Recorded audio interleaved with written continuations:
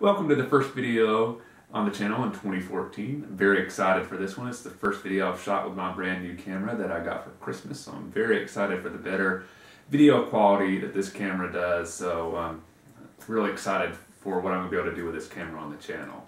What better way to start the year than do one of my favorite types of videos? And of course, anybody that's a fan of the channel probably is guessing where I'm going with this. I want to do a Star Wars video, and specifically I want to talk about my 5 favorite Star Wars book characters.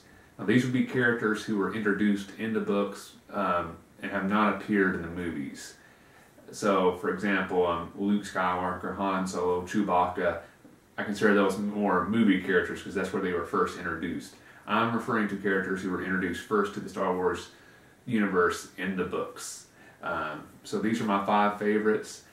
I'm not saying these are the 5 best, these are just my 5 personal favorites. There's a minor spoiler alert with this video. I'll try not to give away any major plot points in Star Wars books, but at some point I'm going to be referencing certain actions or qualities of the characters that will give away, semi-spoilers. So if you don't want anything spoiled, I'll just put a list of my favorite characters in the description box below so you can check them out, but there won't be any spoilers for the list. It'll just be the characters' names. But if you're familiar with the books, or you feel like you can go forward without worrying about the minor spoilers, please feel free to watch the video. Like I said, I'll try my best not to give away any major spoilers. And the last thing I wanted to mention before I got into the list is, I know a lot of people get really precise about how they want Star Wars stuff pronounced. I've never really got too much into that. I always just pronounce it the way I hear it in my head, especially with Star Wars books. The first times I read a character's name or a location, however I think it would be pronounced, that's just how I hear it in my head. So I've never been one to stress out about what's the official way to pronounce something in Star Wars. So if I pronounce something a way that you think is incorrectly, don't stress about it. It's just the way I kind of picture it in my own head. So I apologize to any pronunciation purists out there if you feel like I'm butchering any character names. But like I said, it's not my intent to offend. It's just the way I personally hear the characters' names in my head the first time I read them. So with all that stuff out of the way, I'll get started with the list. Number 5 on the list is Tenel Ka. She's been a long-time character. She was first introduced at the Jedi Academy when the Solo kids were attending there, and Luke Skywalker is the head of the Jedi Academy.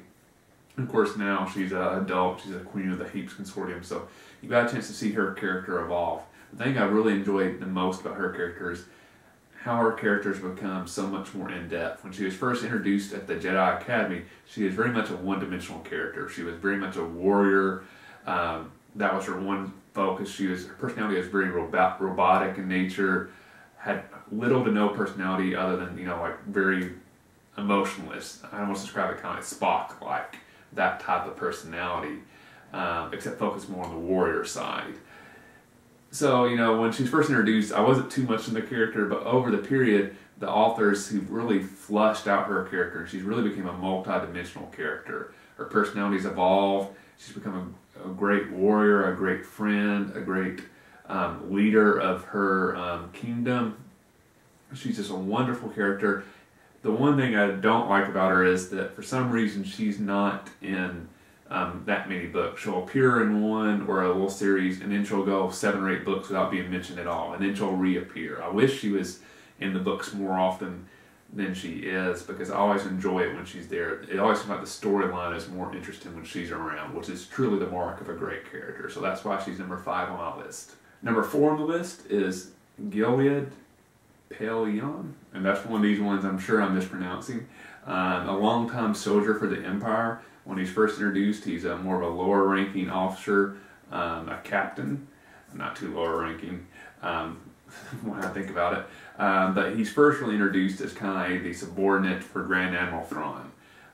So when he's first mentioned, you get little brief snippets, and his interaction with Thrawn is always very interesting. But you never really think too much about him as a character, and you really think after this little storyline is over, it's one of these characters you're never going to hear mentioned again.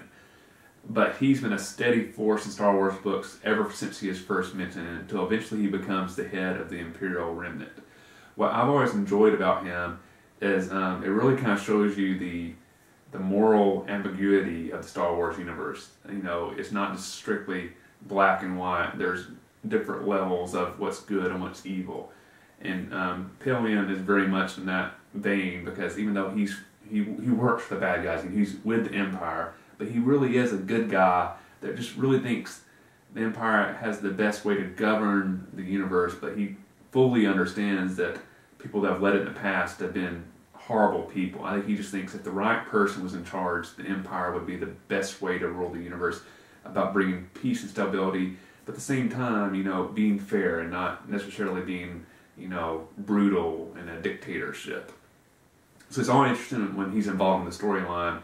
You see the, you know, the Empire and the New Republic or the Galactic Alliance, you know, often they're on opposite sides of the issue, good versus evil, and yet here you have this character who's on the evil side, but at the same time he's trying to push the evil side to more of a positive, good solution.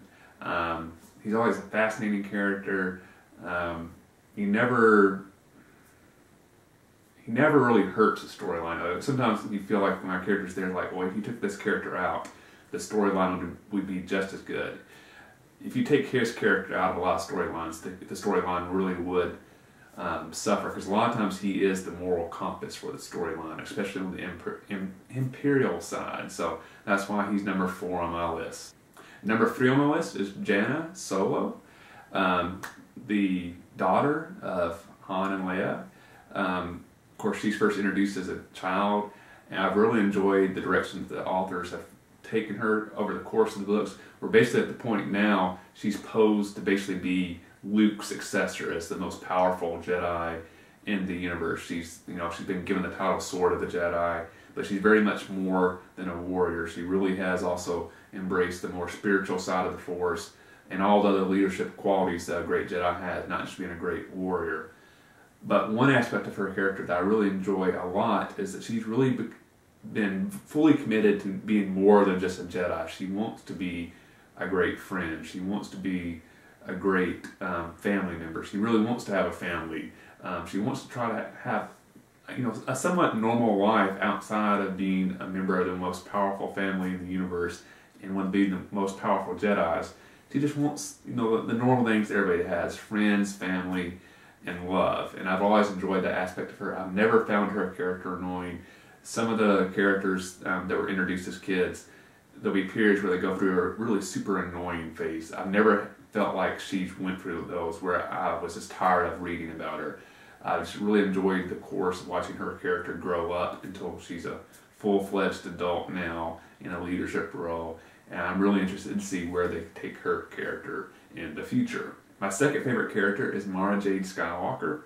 When she's first introduced, you would never guess the direction her character goes. At least I didn't. When she's first introduced, she has a very mysterious background. She has, you know, these connections to the Empire you're not really sure about. She's working with smugglers. She has this grudge against Luke Skywalker. She has Force powers, but she's not really a Jedi or a Sith.